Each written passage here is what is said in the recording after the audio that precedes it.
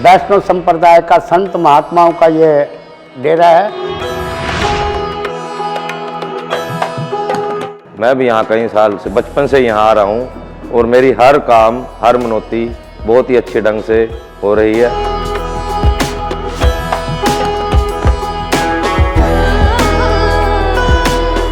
बीमारी है वो कट जाती है जी। सृष्टि की रचना में 4 अंक का बड़ा महत्व है। 4 वेद, मानव जीवन की 4 अवस्थाएं, 4 युग और 4 धाम। मनुष्य इन्हीं 4 अंकों के इर्द गिर्द उम्र भर घूमता रहता है, लेकिन आश्चर्य है कि मनुष्य इन 4 अंक के मर्म को पूरी तरह से नहीं समझ पाता और सृष्टि निर्माण के इसी भेद को समझने के लिए जरूरत होती है परम ब्रह्म की। और आज हम उसी यात्रा पर हैं जिसमें परमेश्वर तो है ही, इसके साथ ही एक ऐसी रोचक कथा है कि जो जीवन के मूल तत्व से आपका परिचय करवाएंगी। हम हरियाणा के कुरुक्षेत्र में श्री ठाकुर द्वारा प्राचीन तीर्थ के श्री नाभि कमल मंदिर में मौजूद हैं, जो सदियों से इसकी मान्यता है। भगवान नारायण, भगवान विष्णु की नाभि से ब्रह्मा का जन्म हुआ यहाँ पे और दूर दूर से श्रद्धालु यहाँ नाभि कमल पे मत्था टेकने आते हैं। प्राचीन कई मान्यताएं हैं और भगवान शिव की भी मंदिर बना हुआ है, हनुमान जी का भी बना हुआ है, माता का भी मंदिर है, यहाँ पे कुंड भी बना हुआ है यहाँ पे। तो श्रद्धा सुमन लोग यहाँ से भारत वर्ष से सब मत दर्शन करने आते हैं। माना जाता है कि इस स्थान पर ब्रह्मा जी का जन्म हुआ था। वो ब्रह्मा जो सृष्टि के रचयिता हैं। कहते हैं कि 4 भुजाधारी भगवान विष्णु के भीतर जब सृष्टि रचना की इच्छा हुई तो उनकी नाभि से एक कमल निकला जिस पर चतुर्भुज ब्रह्मा जी बैठे हुए थे और ऐसे ब्रह्मा जी का जन्म हुआ। पौराणिक कथाओं के अनुसार जब ब्रह्मा जी की उत्पत्ति हुई तो उन्होंने चारों ओर देखा, जिसकी वजह से उनके 4 मुख हुए। भगवान विष्णु ये क्षीर सागर था, इस धरती के ऊपर कुछ नहीं था, उसमें सृष्टि पे कुछ नहीं था। तो भगवान विष्णु जो है ना वो क्षीर सागर में जो है वो शयन किया करते थे। एक समय भगवान की नाभि से एक कमल का फूल का प्रकाट्य हुआ और उस कमल के फूल के ऊपर जो है वो ब्रह्मा जी जो है ना प्रकट हुए। तो नाभि से कमल निकलना नाभि कमल नाम पड़ा और ब्रह्मा जी का प्रकाट्य होना ब्रह्मा जी की जन्म स्थली जो है कहलाई गई। ब्रह्मा जी के जन्मस्थली से जुड़ी ये कथा इस स्थान पर लोगों की आस्था बढ़ा देती है, क्योंकि मानव जीवन के मूल में तो ब्रह्मा जी ही हैं। अब बात चली है तो बताइए, क्या आप जानते हैं कि ब्रह्मा जी का नाम ब्रह्मा क्यों पड़ा? दरअसल निर्गुण, निराकार और सर्वव्यापी चेतन शक्ति के लिए ब्रह्मा शब्द का प्रयोग बताया गया है और चूंकि ब्रह्मा जी सभी गुणों से परिपूर्ण हैं और इसीलिए उन्हें ब्रह्मा नाम से पुकारा जाता है। इसका जिक्र भारतीय दर्शन शास्त्र में भी होता है।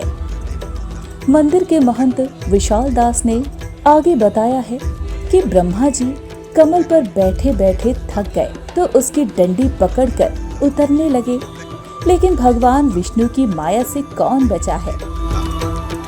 ब्रह्मा जी को लगा कि भाई मैं कहाँ से आया हूँ, कैसे आया हूँ। तो ब्रह्मा जी जो है जब कुछ नहीं सूझा तो ब्रह्मा जी जो है ना वो उसी कमल की डंडी के अनुसार नीचे उतरने लग गए। 12,000 वर्ष तक, हजारों वर्ष तक उतरते रहे। जब कोई अंत नहीं आया तो वापस ऊपर कमल के पेड़ उस पुष्प के ऊपर आकर के बैठ गए। तो तब उनको ब्रह्मा जी को जो है वो एक आकाशवाणी हुई कि तप करो, तप करो, तप करो। तो तब जो है ना ब्रह्मा जी जो है तप के उससे चारों तरफ देखने लगे और उस कमल के पत्ते के ऊपर चलते हुए जो है ना ब्रह्मा जी जो है ना पुष्कर राज्य में जाकर के पहुँच गए और वहाँ जाकर के वो तपस्या करने लगे। ब्रह्मा जी के इस सृष्टि के अंदर सिर्फ 2 ही मंदिर मिलते हैं, एक पुष्कर जी में तप स्थली है और धर्म क्षेत्र कुरुक्षेत्र में जन्म स्थली है। ये इस तीर्थ का इतिहास है और तीर्थ के अंदर ये तीर्थ जो है ना प्राचीन तीर्थ है। श्री नाभि कमल महादेव मंदिर, जो ब्रह्मा जी का जन्म यहाँ विष्णु भगवान की नाभि से हुआ है। मैं भी यहाँ कई साल से बचपन से यहाँ आ रहा हूँ और मेरी हर काम हर मनौती बहुत ही अच्छे ढंग से हो रही है और मैं प्रभु की कृपा से बहुत खुश हूँ यहाँ पे। इस मंदिर के बारे में अगर एक लाइन में कहा जाए तो धर्म, सनातन परंपरा, भक्ति, आस्था और इस मंदिर से जुड़ा एक लंबा इतिहास एक साथ खड़ा है। हरे भरे पेड़ों के बीच लाल रंग के किनारे वाला ये सफेद मंदिर दूर से ही दिखाई देता है। इसके आसपास लगे पेड़ पौधे बदलते मौसम के साथ यहाँ के भक्तिमय माहौल को अलग अलग रंगों में दिखाता है।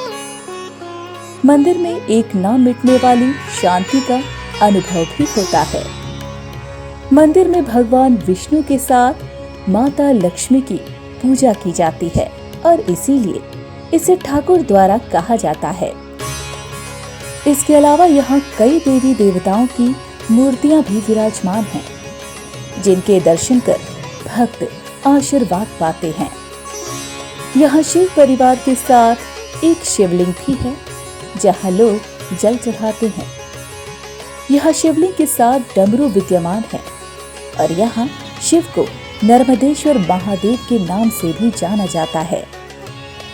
इसके साथ ही माँ दुर्गा, हनुमान जी और शनिदेव की भी मूर्तियां स्थापित हैं। यहाँ का विशेष आकर्षण ब्रह्मा जी की वो मूर्ति है जो मंदिर के सूखे सरोवर के ठीक बीचों बीच विराजमान है। इस मंदिर के परिसर में एक प्राचीन वृक्ष भी है। मान्यता है कि इस पेड़ पर धागा बांधकर जो भी मनोकामना मांगी जाती है वो पूरी होती है।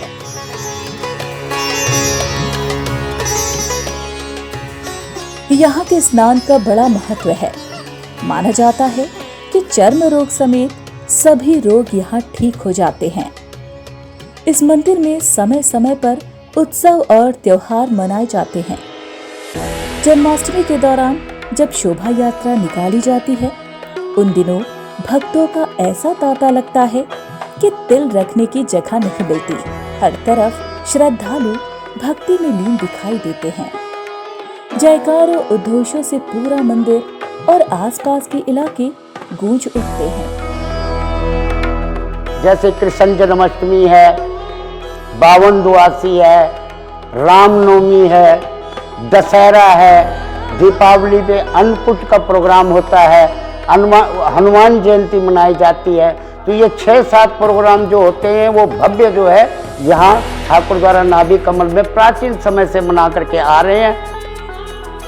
उत्सवों के अलावा यहाँ 48 कोस की परिक्रमा भी होती है, जिस पर लोगों की बड़ी आस्था है।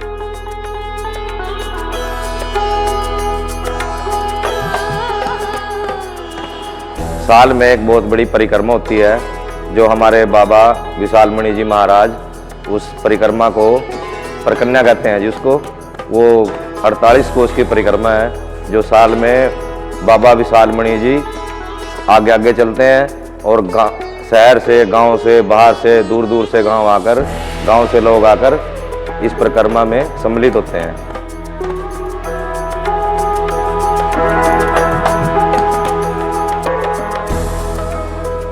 जैसे तीर्थ है जी, इसमें मुंह हाथ धो, सब मतलब कि जो भी कुछ बीमारी है वो कट जाती है जी।